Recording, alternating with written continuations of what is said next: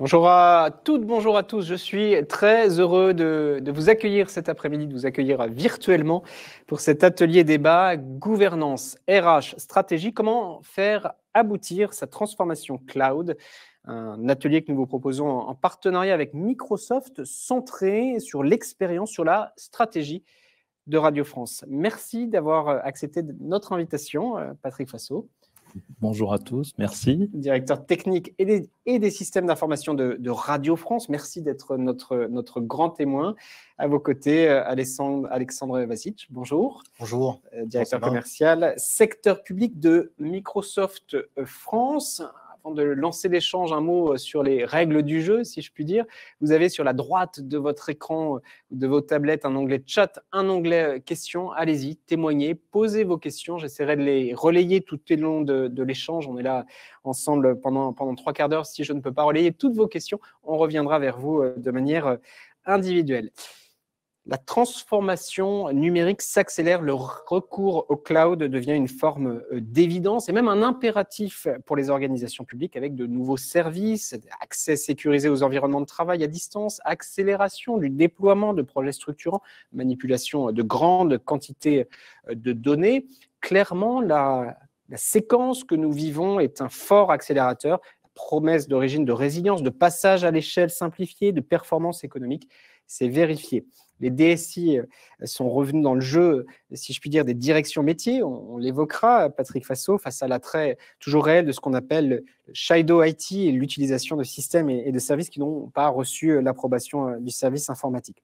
Aujourd'hui, l'État facilite les usages du cloud avec un accès au marché de l'UGAP, Microsoft avec l'offre Azure qui est disponible via le marché cloud de l'UGAP et Capgemini. Par ailleurs, l'annonce d'une nouvelle stratégie de l'État au printemps contribue au recours, aux usages, aux services du cloud. Pour lancer la discussion, Patrick Fassot, on peut dire que le cloud est la clé de la transformation numérique et finalement la question n'est plus celle du pourquoi, mais du comment. Je partage pleinement cette vision. Le pourquoi, c'était il y a 5 ans. Si je résume, il y a 5 ans, on était à rechercher des solutions technologiques, à se poser des questions dans toutes les structures, y compris la mienne.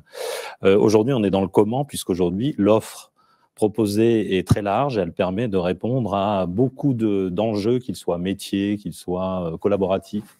Dans tous les domaines, on a aujourd'hui une offre complète. Et je vais sans doute réutiliser ce terme à plusieurs reprises, hybride, puisque c'est le principe même qu'on a retenu dans notre stratégie Radio France. On a des infrastructures historiques internes très importantes, vu l'activité qu'on porte, mais on a su depuis 5 ans justement se doter de capacités à disposer d'outils multiples, et le cloud en fait pleinement partie. Alors, votre maison, on voit derrière des images de Radio France. Clairement, on le voit dans d'autres organisations, dans la vôtre en particulier. Le cloud doit être aujourd'hui appréhendé comme un accélérateur de services, un accélérateur d'innovation. C'est votre approche ?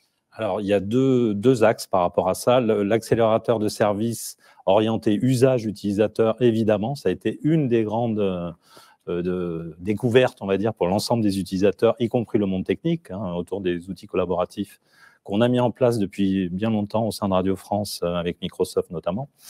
Le basculement de ce type d'outils dans un environnement cloud a été une vraie transformation.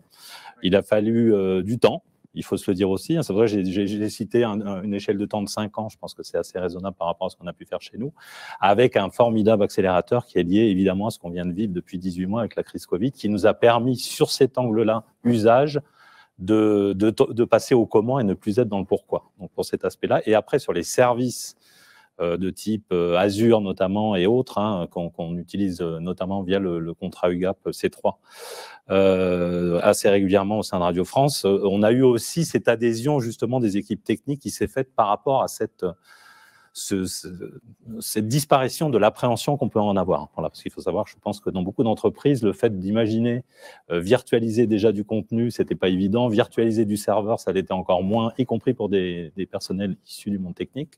Et imaginer qu'on ne puisse même plus le toucher de près ou de loin était une vraie transformation. Donc, pour les directions métiers, mais aussi pour la direction qui est la mienne, donc la direction IT aussi dans Radio France, qui a dû aussi s'adapter et se transformer au niveau de ces métiers autour de ça. On va parler, peut-être dans un deuxième temps, si vous voulez bien, de ces enjeux d'acculturation, cet enjeu managérial d'une certaine manière, de compétences, d'acculturation. On dit parfois, on entend à la rédaction que la crise a permis d'avancer en quelques mois, en 18 mois, l'équivalent de, vous disiez, enfin, quelques années, vous le confirmez? Oui, je passe sur l'aspect collaboratif, clairement, le fait de devoir travailler à distance, de mettre en place des outils disponibles dans tout environnement. On a clairement, par rapport au plan de transformation qu'on avait autour de l'environnement utilisateur qui était prévu sur 24 mois, on a été capable de le faire, on va dire, sous moins d'un an, je vais dire 8 mois, hein, je donne des grandes tendances, mais on a mis 3 fois moins de temps que prévu, et dans notre capacité à déployer, et dans la capacité d'adoption, surtout, ce qui est essentiel dans les usages de nos équipes. À chaque fois, on le voit, et ça se vérifie chez vous, une stratégie, une volonté, il faut un engagement des équipes. Je vous voyais acquiescer sur... Non, tout à fait d'accord avec Patrick Fassot. Il faut évidemment cette adoption, il faut la travailler à différents niveaux, à différents étages. Et les équipes de la direction informatique sont souvent peuvent se retrouver finalement assez souvent seules. Et puis il est important pour nous finalement de les accompagner et puis aussi de remonter à l'étage au-dessus et puis surtout expliquer finalement quels sont les avantages. Je vais vous laisser reprendre, Patrick. Oui, on parle de quoi? On parle de maintien de l'antenne, c'est ça? On parle de... Il y a beaucoup de sujets chez nous, évidemment. Et les sujets sont multiples. Sont multiples. On va dire que le cloud nous aide aujourd'hui. Déjà, alors j'ai cité le collaboratif, ça aide évidemment tous les métiers d'entreprise, que ce soit les métiers plutôt des directions de support, mais évidemment aussi les métiers éditoriaux, puisque ça nous a permis, avec ces outils que beaucoup ont découvert, je vais en citer un, puisque oui. Je citais Teams, évidemment, puisque c'est un outil qui, je pense, a amené une formidable capacité d'échange qui n'existait pas forcément avant dans la suite collaborative, mais qui est venue, qui a été découvert dans ce contexte-là, et qui s'impose à toutes les populations, à une rédaction, à une équipe technique, à une équipe financière. Voilà, ça s'adresse à tous. Après, sur les autres aspects qui sont liés évidemment à la continuité d'activité pour Radio France, donc là, c'est pour ça que je dis maintenant, on est dans le comment, comment sur les infrastructures, sur le fait de disposer d'une infrastructure à nouveau hybride, un pied dans des data centers Radio France, pour ça, c'est essentiel. Ouais. On a beaucoup d'infrastructures propres. Hein. Je rappelle que Radio France, c'est plusieurs sites, hein, c'est 44 locales et le siège parisien de la Maison de la Radio et de la Musique. Donc ça fait, on a nos propres data centers et systèmes embarqués. Par contre, toutes les réflexions qu'on se pose aujourd'hui par rapport à des projets, y compris métiers, c'est de se poser la question, est-ce qu'on doit systématiquement tout conserver uniquement dans des emprises techniques Radio France ou les répartir, ce qui est tout l'avantage, il me semble, des technologies qu'on a aujourd'hui, vers une partie dans le cloud pour assurer une résilience, une continuité de service dans certains cas. C'est tout cette espèce de panoplie, on va dire, de solutions qui sont aujourd'hui disponibles pour des DTSI ou des DSI, qui nous permettent de dire, en stratégie, on sera en capacité demain d'adresser des métiers très différents de l'entreprise, y compris ceux qui sont historiquement beaucoup plus attachés à du présentiel et à de la proximité data center maison, si je puis dire. Une institution ancienne, voilà, avec une culture très forte. On entend, et d'ailleurs pour préparer, quand on a annoncé cet échange, cet atelier, nos lecteurs sont venus vers nous, un mot de lecteur que je salue, qui parlait qui posait la question, est-ce qu'on peut parler d'une stratégie cloud, de plusieurs stratégies, le fait de dire une stratégie cloud, est-ce que ce n'est pas, c'est pas réducteur? Alors, je pense que oui, je pense que c'est un peu réducteur. Alors, comme je l'ai dit, je vais essayer de l'exprimer ainsi. Le pourquoi, c'était j'essaie de me munir de toutes les technos, d'échanges, d'interconnexions internes, externes, vers différents partenaires Microsoft en est un évidemment, et on en a d'autres aussi par rapport à ces problématiques de cloud, puisque l'offre UGAP C3 couvre Microsoft et d'autres potentiels, puisqu'on utilise aussi d'autres partenaires, mais on est historiquement partenaire de Microsoft. À partir de là, on peut créer une feuille de route.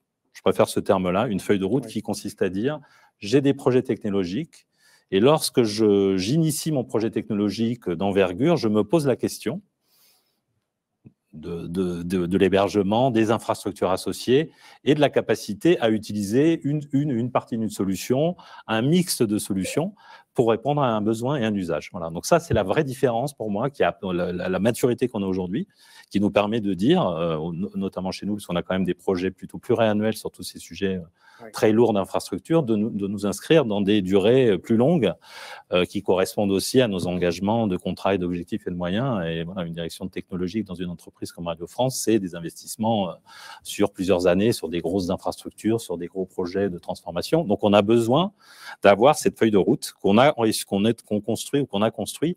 Mais c'est vrai, ce que j'ai dit là est vrai et très récent, on va dire, dans l'approche. Ça l'était beaucoup moins il y a encore 2 ans. J'ai parlé de 5 ans tout à l'heure. Si je me mets même 2 ans en arrière, c'était un peu plus compliqué parce que toutes les solutions n'étaient pas encore toutes disponibles, on va dire, en tant que catalogue de services pour une direction comme la mienne. Donc, vous définissez une feuille de route avec un certain nombre d'objectifs. On a vu la séquence très particulière que nous avons vécue. Et comment vous tenez le cap? Vous avez, par rapport à vos choix de départ, vos choix initiaux, vous les avez fait évoluer, vous les tenez? Comment ça s'organise concrètement pour les managers, les décideurs, les décideuses qui nous regardent? Alors, je dirais, voilà, on a réussi, enfin, on avait, tant qu'on n'avait pas levé, on va dire, le pourquoi autour de ce que j'ai évoqué tout à l'heure, autour de la partie collaborative, on avait une difficulté. Oui. Clairement, je pense, d'adhésion par rapport à ces problèmes. Ça, on l'a levé, voilà. La crise est un accélérateur, voilà, je dirais, c'est un de ces seuls points positifs pour nous, parce que c'était des années très difficiles, comme pour beaucoup, mais au moins sur cet aspect-là, on a ça derrière nous, donc on est dans l'accompagnement des utilisateurs sur la mise en œuvre. Après, sur l'aspect projet, à nouveau, aujourd'hui, je le disais tout à l'heure, l'IT, enfin le monde de la technologie était beaucoup moins... se questionner aussi, ce qui est très, très légitime, moi avec, sur est-ce qu'il faut aller beaucoup plus vers des solutions de ce type-là ou pas. Aujourd'hui, on a changé de logiciel, on est vraiment dans cette logique de se dire, la question est devenue presque naturelle. Oui. Un projet ne se fait pas sans se poser cette question, et je modère mes propos. Ça ne veut pas dire que systématiquement, on va choisir du cloud. Il y a des solutions qui seront...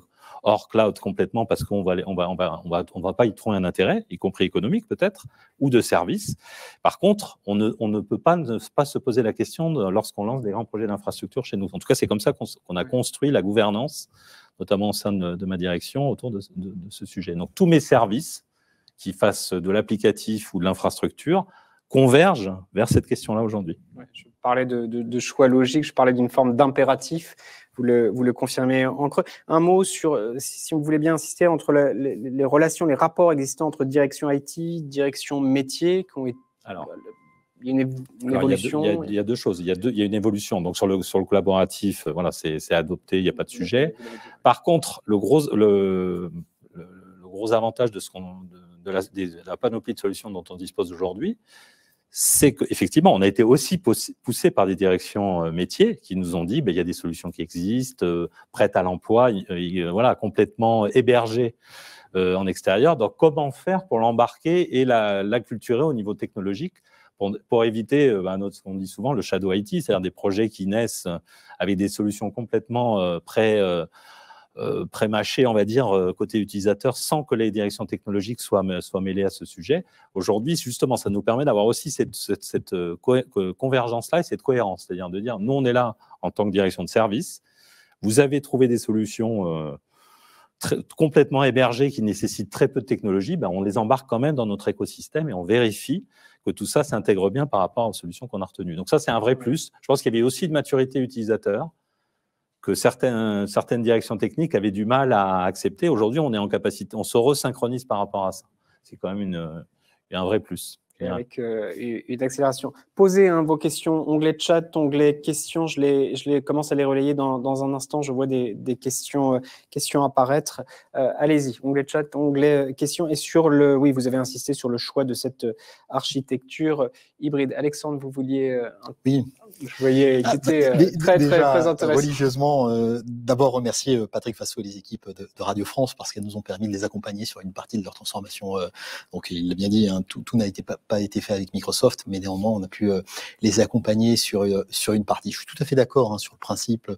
Il n'y a pas qu'une seule stratégie. On n'est absolument pas dans une approche où finalement un seul modèle correspond à l'ensemble. Donc on a remarqué, nous, et contrairement à ce qu'on pourrait penser, c'est qu'on a eu des structures très différentes qui ont eu des adoptions très différentes vis-à-vis du cloud.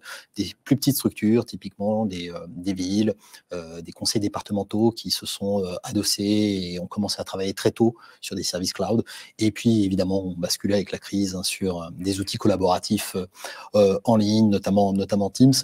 Mais il n'y a pas réellement de règles. Ce qu'on a remarqué essentiellement, c'est que les grandes organisations avaient un héritage informatique extrêmement important et des process qui étaient bien aboutis, bien lancés, sur lesquels il fallait gagner de l'agilité.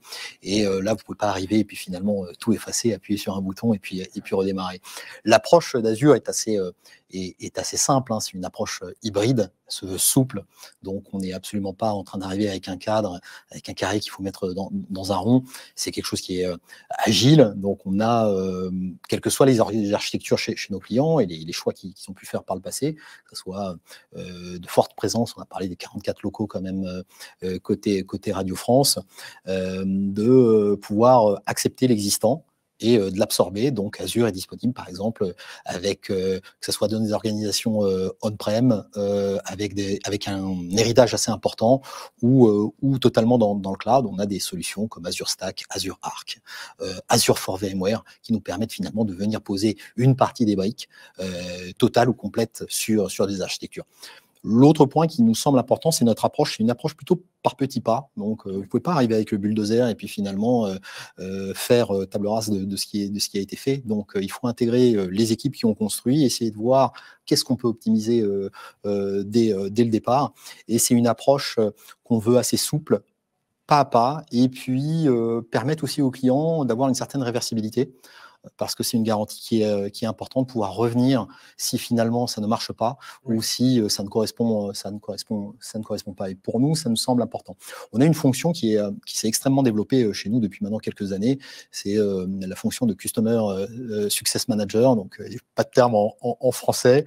Mais voilà, ce sont des équipes, elles sont plusieurs centaines chez nous aujourd'hui et elles vont arriver au moment où finalement le choix a été fait et puis finalement le client retient une solution Microsoft. Donc, ce sont des équipes qui arrivent en après-vente et qui vont travailler sur l'adoption en fait des solutions avec le client. Et donc, on est extrêmêmement intéressé sur le déploiement et l'utilisation des solutions proposées et pas uniquement faire l'acte de vente et puis après, vous êtes plus là. Il y a quelque chose qui relève du sur-mesure. On le voit à la rédaction. Les organisations publiques ont des maturités différentes en matière numérique. Voilà, ce besoin de sur-mesure, ce besoin aussi de faire évoluer un process, de faire évoluer une solution, de faire évoluer un projet, c'est nécessaire, bien sûr. C'est essentiel, indispensable. Je vais reprendre ce qui a été évoqué avec la théorie des petits pas. Je pense que c'est tout à fait la réversibilité. Enfin, tous ces points sont fondamentaux pour une adhésion aussi et pour une acculturation des équipes à toutes ces nouvelles technos, à toutes ces nouvelles solutions qui seront demain des services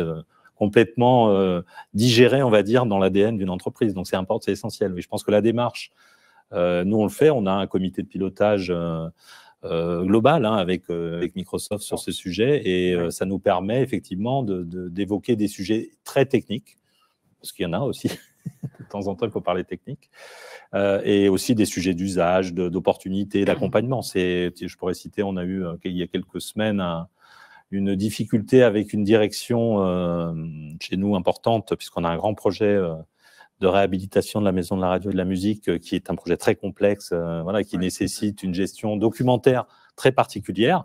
Et ce que j'ai beaucoup aimé dans la démarche qu'on a pu avoir, c'est moi j'ai challengé évidemment, parce que j'ai eu un retour un peu mesurer, on va dire, des utilisateurs sur des partages qu'on avait créés en collaboratif. Et ce qui est bien, c'est que dans l'échange qu'on a pu avoir ensemble, on est vraiment entré dans l'usage et on s'est dit ensemble, il n'y a pas que, on a besoin de la brique, je vais essayer de donner un terme, je vais parler de SharePoint, bon, on a besoin de cette brique-là, mais pas seulement. On peut avoir besoin d'autre chose. Donc, le fait de pouvoir justement aussi mixer et adapter une solution et pas être, ce que j'ai entendu tout à l'heure aussi sur le côté bulldozer, en disant, voilà, tout le monde va utiliser la même chose, tout le monde va se mettre dans le même modèle.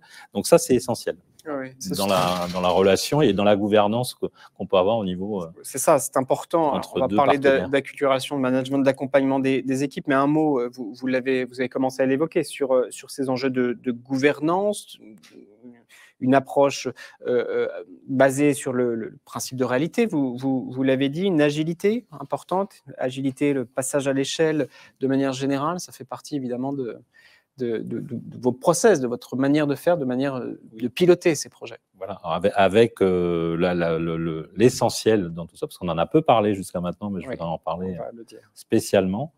La transfo au niveau des équipes. Voilà, on a beaucoup, ce qui est évident, on a parlé beaucoup de la transfo usage, service à rendre aux utilisateurs, mais il y a un énorme projet autour de ça pour nous qui était vital aussi pour les équipes de Radio France, c'est d'accompagner tout ça, se donner le temps, y compris par itération, par ne pas séparer les activités. C'est un point essentiel aussi, le choix qu'on a fait, c'est-à-dire que les équipes IT de la DTSI à Radio France sont en charge du classique, mais aussi du cloud demain, des services cloud. Donc, c'est les mêmes équipes qui grandissent sur ces sujets-là. Ça ne veut pas dire que tout le monde fait tout, mais il y a une vraie volonté de maintenir ça dans une équipe avec la mise en place d'un plan progrès qu'on a mis en place pour 3 ans, qui va permettre petit à petit de former, de faire évoluer aussi les profils chez nous pour qu'ils soient tout à fait à l'aise avec le service à rendre autour de ça. Mais ça, c'est un aspect fondamental et il fait clairement partie d'un des cœurs de transfo de ma direction au sens RH du terme et qu'il ne faut surtout pas négliger aussi, c'est essentiel. On le voit là encore dans toutes les organisations publiques, le fait que derrière ces solutions techniques, ce ne sont pas en premier lieu des solutions techniques, ce sont des solutions globales et il y a des femmes et des hommes, il faut les former, il faut les accompagner. Vous le faites, oui. Oui, on le fait avec Microsoft évidemment, avec d'autres partenaires aussi. Et alors justement, on a des projets technologiques aujourd'hui. J'ai entendu le mot, mais on ne développera pas, mais sur la virtualisation autour des plateformes virtuelles, qui fait, dans les évolutions qu'on met en place aujourd'hui, elles sont complètement embarquées dans un monde hybride et c'est l'occasion rêvée d'accompagner nos collaborateurs et se transformer avec ces nouveaux outils. Un mot, Alexandre, sur ces enjeux de gouvernance, de pilotage, le fait de faire travailler des partenaires distincts, l'appui de vos équipes pour accompagner ces évolutions. Absolument. Patrick a bien résumé, Patrick Fasso, il y a une vraie transformation côté équipe à opérer. Il y avait aussi une crainte et un frein, finalement, se dire, tiens, le cloud arrive, je vais perdre mon travail, et finalement, à quoi je vais servir, finalement, si tout est quelque part dans le nuage, ici ou ailleurs, finalement, quelle est ma valeur ajoutée? On a remarqué, en fait, que très rapidement, c'est quelque chose qui a été accepté et compris en fait par l'ensemble des équipes, où elles ont compris finalement qu'il y avait une valeur ajoutée plus forte à leur métier que simplement d'opérer en fait un data center, mais qui était de passer du temps avec les métiers, mieux comprendre. Ce temps passé avec les métiers va aussi permettre de réduire le shadow IT, parce que finalement vous avez vos propres donneurs d'ordre en interne, et ces donneurs d'ordre, plus vous passez du temps avec eux, mieux vous les comprenez, et il y a une communication qui s'établit. Et du coup, nous on estime, en tout cas c'est ce qu'on observe, c'est que les DSI ont gagné en compétences sur ces aspects qui étaient relativement cloisonnés. Vous avez la DSI d'un côté, les métiers de l'autre, et puis finalement la DSI va pas assez vite, on va faire du shadow IT. Donc on a retrouvé ce connect, ou en tout cas trouvé ce connect qui nous semble pour nous extrêmement important, parce qu'on est en train quand même de parler de technique, et la technique c'est un métier à part entière, donc il faut le confier à des spécialistes, et c'est quelque chose qu'on observe. On a parlé de l'accompagnement, nous, alors aujourd'hui on peut en parler, Capgemini c'est un grand partenaire sur le marché Cercle 3, on en a parlé avec l'UGAP. C'est un partenaire qui typiquement nous accompagne régulièrement sur nos clients. C'est un véhicule de marché qui est particulièrement attractif pour nous, et on n'est pas les seuls en plus à en profiter. On a 7-8 autres acteurs qui travaillent et qui finalement travaillent à cette adoption du cloud de plus en plus forte. On a un très grand nombre de partenaires au-delà de Capgemini, hein, plusieurs milliers en France qui sont certifiés, qui peuvent apporter du support. Pour nous, c'est extrêmement important d'avoir cette relation tripartite parce que Microsoft n'a pas la prétention de pouvoir tout comprendre. On essaie déjà de maîtriser convenablement nos technologies, mais il y a un existant chez les clients que les partenaires comprennent bien. On est quand même régulièrement appuyé par Microsoft Consulting Services, qui est une entité qui vient là aussi travailler avec nos partenaires pour renforcer, apporter vraiment plus d'appui, plus de support sur les solutions, sur les technologies. Mais on aime bien un peu ce travail à multipartie. C'est le meilleur résultat, en tout cas, vis-à-vis du client et des utilisateurs. Patrick Fassot, j'insiste, c'est extrêmement important pour les décideurs, les décideuses, les managers qui nous regardent sur cette question des profils, des compétences, qui est un enjeu clé. Hein, clairement, on le voit, les évolutions sont extrêmement rapides. Quels sont les profils, quelles sont les compétences nécessaires pour monter le cloud? Quels sont les profils, les compétences qui manquent aujourd'hui? C'est aussi un appel. Hein, oui. Clairement, évidemment, on fait évoluer les compétences classiques, administrateur système, des fonctions assez classiques dans le monde de l'infra et de l'IT, vers la capacité à gérer un portefeuille, on va dire, de systèmes différents. On a besoin de fonctions, alors on en a encore peu parlé, mais il y a une fonction fondamentale aujourd'hui qu'on appelle FinOps en général, qui nous permet de gérer aussi la gouvernance financière aussi de ce qu'on peut mettre en service, en catalogue de services d'infrastructure. Donc, ça embarque évidemment tout ce qu'on fait dans le cloud. Donc, ça, c'est des fonctions souvent qui ne sont pas forcément historiques dans les équipes, ce qui est le cas chez nous. Donc, il y a deux façons. Accompagner en trajectoire des collaborateurs ou collaboratrices qui ont cette capacité, ce qui peut se faire, parce qu'on se donne le temps. On a cette qualité, je pense, c'est important dans une entreprise comme Radio France. Il faut se donner du temps. On l'a dit tout à l'heure, on est en itération, on a des démarches qui peuvent durer 2 ou 3 ans. Donc, on peut former, on peut avoir des process de transformation qui accompagnent les collaborateurs dans ce contexte. Mais on a aussi besoin, ce qui est tout à fait légitime, de voir aussi se renforcer avec des profils issus, évidemment, même si la période est assez compliquée dans ce domaine, les marchés de l'emploi dans le monde de l'IT est hyper tendu, mais ça fait partie aussi d'un axe aussi de transformation dans une entreprise. Il y a aussi des profils rentrants qui ont une autre culture, une autre formation. Donc, pour moi, c'est vraiment l'un des gros sujets. Il est moins technique. Bon, la technique, évidemment, il faut apprendre à appréhender comment gérer du cloud, du multi-cloud, des services hybrides, des infrastructures de plus en plus complexes. Mais il faut surtout appréhender comment construire ce qu'on fait aussi chez nous, un catalogue de services. Il y a des coûts associés. Choisir les solutions adaptées, comme je l'ai dit tout à l'heure. Il y a des solutions qui vont nous paraître économiquement et technologiquement parlant intéressantes, et dans d'autres cas, on va se dire, non, économiquement, ça a peut-être moins de sens. Économiquement, ça a encore plus de sens de pousser dans le cloud, peut-être. Voilà. Donc, et ça, c'est un métier, c'est une expertise qui s'acquiert aussi avec de l'expérience. Vous évoquez en creux la guerre des talents, mais évidemment, les organisations publiques ont des atouts. Vous avez une mission d'intérêt général très forte. Pour qu'on comprenne, là encore, des décideurs publics sont assez preneurs de solutions opérationnelles. C'est quoi? C'est des plans de formation? C'est du coaching? On retient les talents qui peuvent… On a appelé ça chez nous plan progrès. Plan progrès. Vous avez combien de collaborateurs, justement? Alors, la DTSI, dans son ensemble, c'est un peu moins de 200 collaborateurs en interne. Et puis après, évidemment, des partenaires qui travaillent avec nous. Je vous ai coupé, oui. Non, mais pas de souci. Plan progrès, on appelle ça plan progrès, qui embarque effectivement un plan de formation longue durée.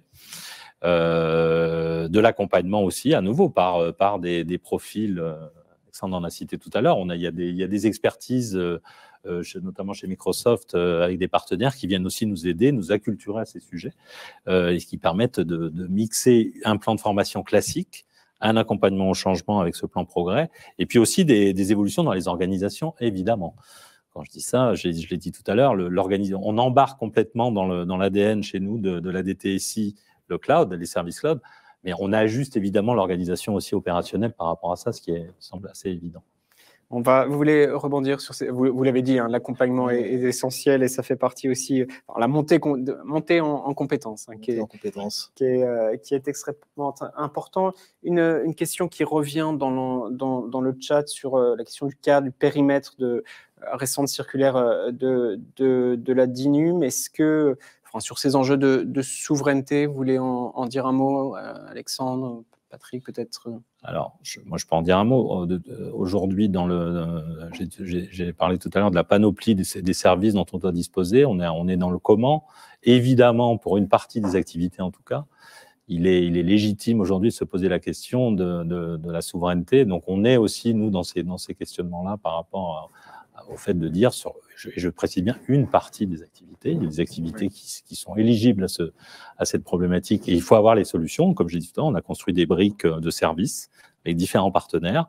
Dans ces briques, à terme, on doit disposer aussi de cette capacité à pouvoir faire des choix qui nous permettent de considérer que sur un système dit plus critique qu'un autre, si demain je suis amené à le positionner dans des environnements hybrides, en partie au sein de la maison de la radio et de la musique et dans le cloud, ben je chercherai à avoir un niveau de souveraineté sur la partie cloud. Donc je pense que c'est une question qui se pose évidemment.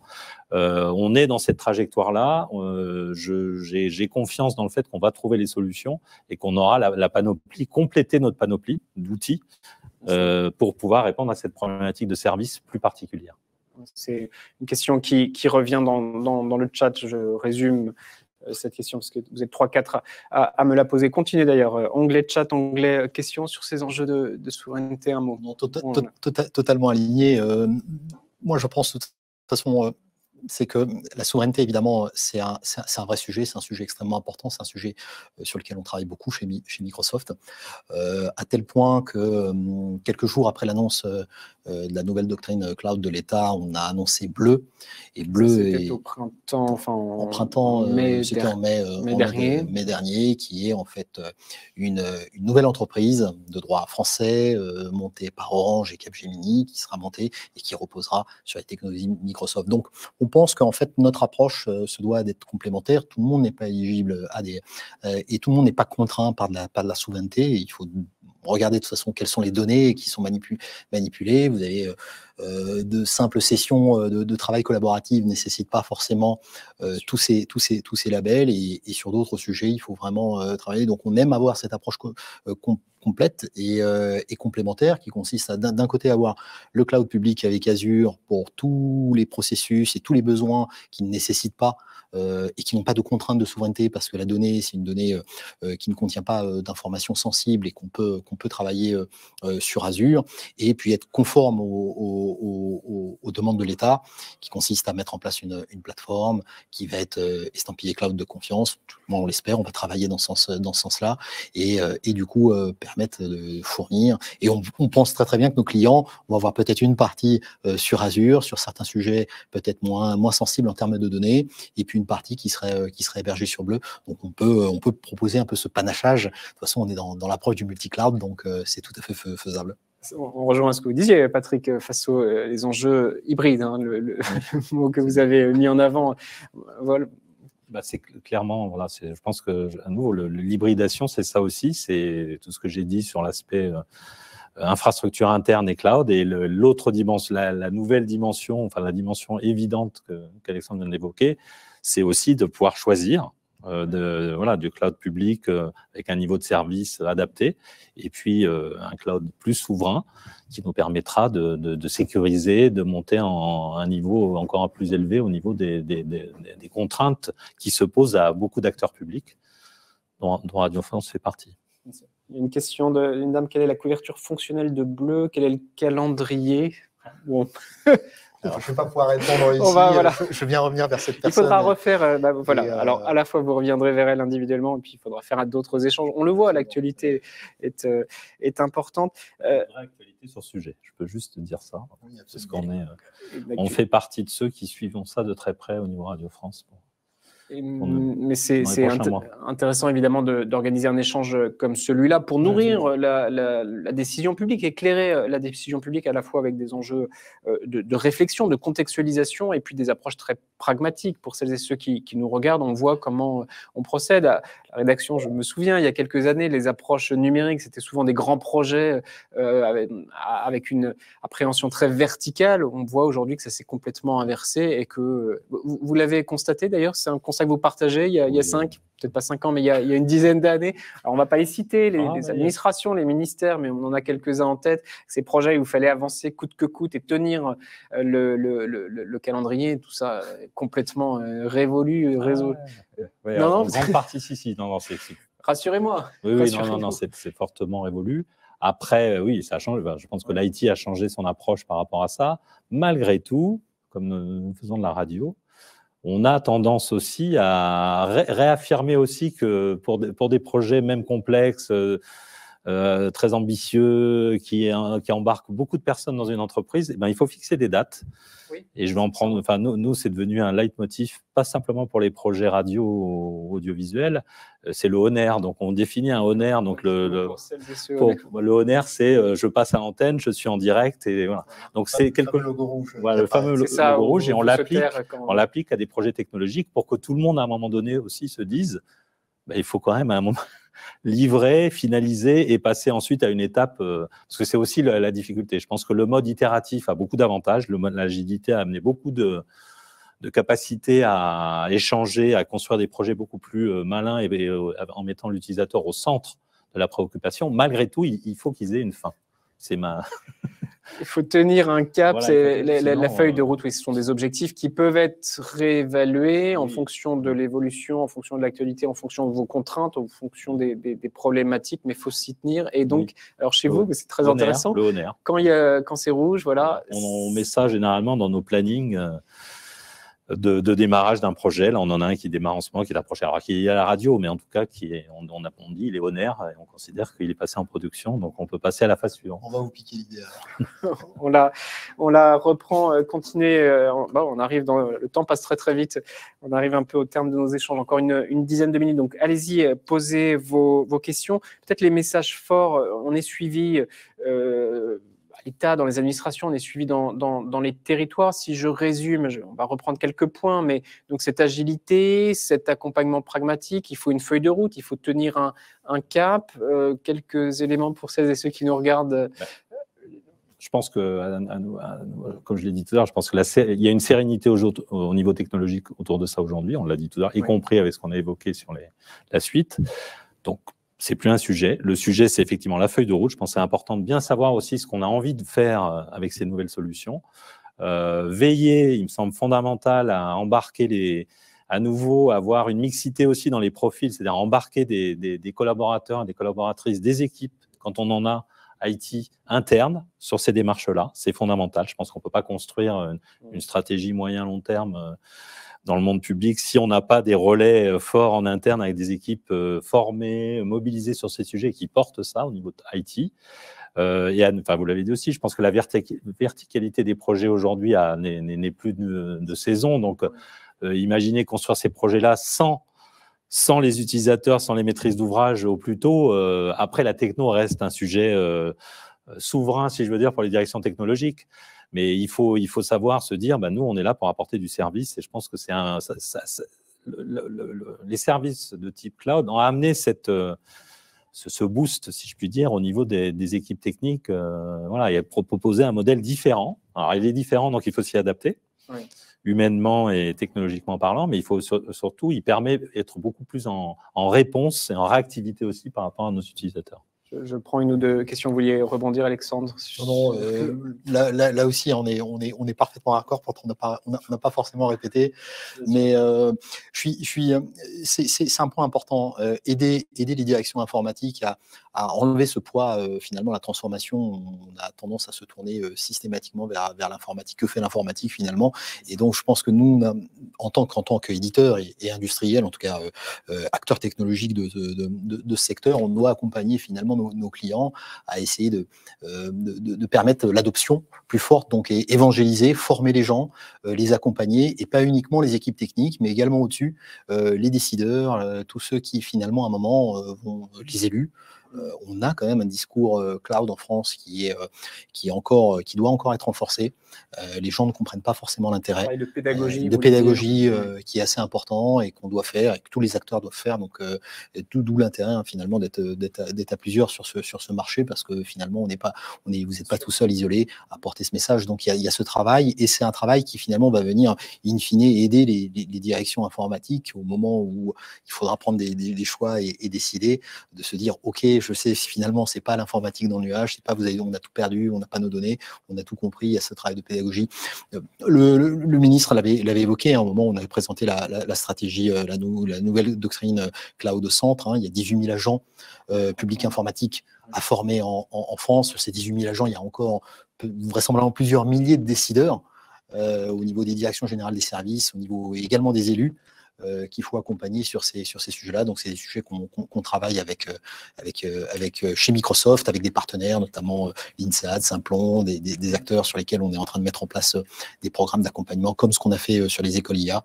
Maintenant, depuis 3 ans, on a une vingtaine d'écoles avec 600 ou 650 apprenants. Donc, il va falloir également le faire sur le cloud. On s'était dit, finalement, le cloud, c'est en passe d'être adopté, mais il y a tout ce travail de pédagogie à faire et il faut qu'on le fasse. On voit que, quand même, je suis optimiste, vous l'êtes certainement. Il y a 4, 5, 6 ans, j'entendais encore des décideurs, des top managers qui disaient, au fond, ces enjeux numériques de manière générale, ils parlaient un peu moins de cloud à l'époque, ce sont des éléments techniques, au fond, c'est pas de mon niveau. Là, on voit que Patrick Fasso, sur ces éléments numériques, sur ces enjeux de cloud qu'on a largement abordés cet après-midi, c'est de la stratégie et on le voit dans les discours des managers publics, ils en ont conscience. Je pense que c'est pas tous peut-être, il faut y travailler, mais il faut y travailler. Mais je pense qu'aujourd'hui, effectivement, la maturité ça devient donc du coup un sujet stratégique on lève ce sujet technologique. Je voulais juste ajouter par rapport à ça au niveau technologique sur la maturité. Il faut aussi veiller. On a parlé beaucoup d'accompagnement, évidemment, de nous accompagner les décideurs dans les entreprises et pas simplement le monde technique. Il y a aussi accompagner les partenaires. On a parlé, nous, par exemple, ce qui est assez sensible aussi, il y a du domaine métier. Donc, il y a une maturité ou pas de certains partenaires au niveau des technologies. Et ça va très bien dans le monde classique, on va dire. Je vais citer d'autres, SAP, des grands systèmes qui permettent aujourd'hui de s'inscrire complètement dans des solutions cloud. Donc, il n'y a plus de sujet. Par contre, il y a des petits opérateurs qui sont des partenaires historiques pour beaucoup d'entre nous. Il faut les accompagner, les embarquer, je veux dire, dans cette démarche. Ce que nous, on le fait avec certains partenaires audiovisuels qui, du coup, adaptent leurs solutions pour les rendre compatibles à ces sujets-là et qu'on en fasse, que ce ne soit pas un obstacle technique. Donc ça, c'est un point important aussi. Ça fait aussi partie, je pense, de ce qui va se passer, on va dire, dans les 3-4 prochaines années dans le domaine applicatif plutôt. On va suivre tout ça de très près. 14h15. Juste quelques questions peut-être à relayer. Monsieur, comment le télétravail a impacté votre stratégie de transformation vers le cloud public? Donc, on l'a évoqué en introduction, une forte accélération. Et il nous pose cette question. Pensez-vous que le cloud public facilite la collaboration entre les acteurs des médias publics? Envisagez-vous la mise en place d'outils mutualisés? C'est un vrai enjeu. Oui. Un vrai enjeu, sachant qu'au niveau du visuel public, on a des démarches aujourd'hui de réflexion autour de ces sujets, évidemment, puisqu'on est amené à partager ce qui est le cœur de notre activité du contenu. Donc, on a des sujets communs. Je vais citer France Télévisions notamment, puisqu'on est... Je pensais à ça, oui. France Info est un média global, donc qui est autant porté par Radio France, évidemment, et France Télévisions, et évidemment France Média Monde en partie, et l'INA. C'est vraiment un projet... assez innovant à l'époque, qui a 5 ans aujourd'hui, donc je parlais des 5 ans. Qui s'est imposé dans le paysage, qui s'est imposé, qui nous a imposé, nous, au niveau technologie, du coup, à réfléchir différemment, à choisir des outils. On avait déjà des outils communs au niveau plutôt métier, mais on a tendance à les rapprocher. Et effectivement, on se pose ces questions demain de voir comment on pourra beaucoup plus facilement, via justement ces infrastructures de cloud qui sont disponibles pour nous tous, pouvoir partager un peu plus. Bon, l'expérience, on va revenir sur Teams, pour revenir sur le collaboratif, typiquement, c'est quelque chose qu'on a pu partager et qu'on a mis en place beaucoup plus globalement, j'allais dire, dans le visuel public, notamment avec FTV, parce que ça fait partie de l'expérience de Radio France de Transfo a servi à France Télévisions, par exemple. Mais alors, pour se projeter. On a bien compris que tout va extrêmement vite, mais ça veut dire qu'à l'horizon de, je ne sais pas, 6 mois, non, peut-être pas, mais 1 an, 2 ans, ces mutualisations, parce qu'on sent en creux quand même qu'il y a des cultures un peu différentes entre les différentes maisons. Je ne sais pas si c'est un euphémisme, mais c'est le cas dans toutes les organisations publiques, dans les administrations.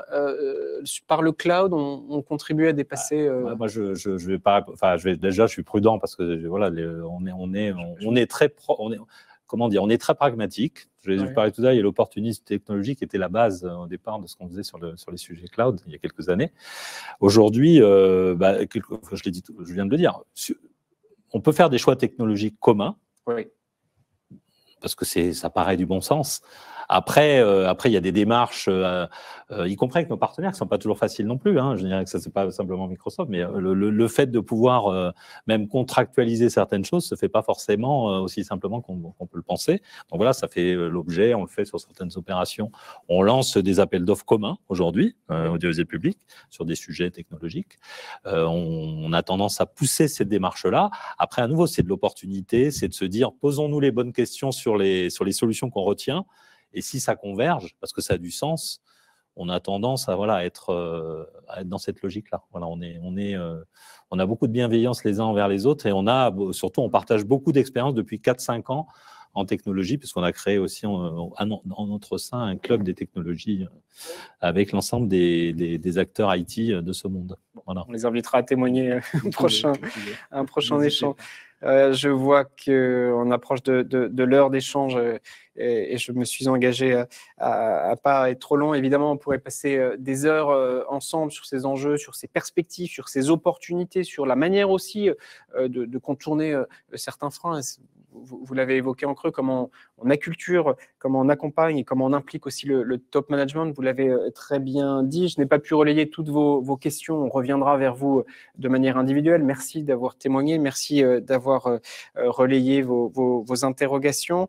Un mot de conclusion, voilà, si on se revoit dans 6 mois, on sait que ça aura avancé, on sait qu'il y a une actualité, je vous invite à la suivre dans les colonnes d'acteurs publics, et puis tout cela, on sent un enjeu d'engagement aussi, c'est nécessaire, vous l'incarnez très bien, Patrick Fassot. Oui, moi je vous confirme qu'on est très engagé dans tout ça, après on a un gros plan de transformation au sein de Radio France, de l'évolution de nos métiers qui nous oblige à faire évoluer nos outils, donc on est dans cette démarche très forte. Et puis, je le redis à nouveau, je l'ai dit tout à l'heure, il est fondamental d'accompagner les équipes, le personnel interne à ça. Et c'est un enjeu et une feuille de route importante pour nous et qu'on porte très fortement là, dans l'année 2022, en tout cas fortement, et bien évidemment en 23-24.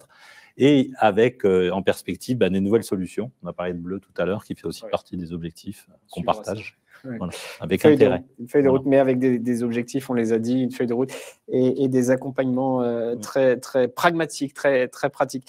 Merci Alexandre Bazic, merci d'avoir organisé avec Acteurs Publics cet échange très, très pertinent, très vivant. Merci pour vos expériences et merci d'avoir témoigné tous les deux. Continuez de nous suivre sur Acteurs Publics. Vous pouvez...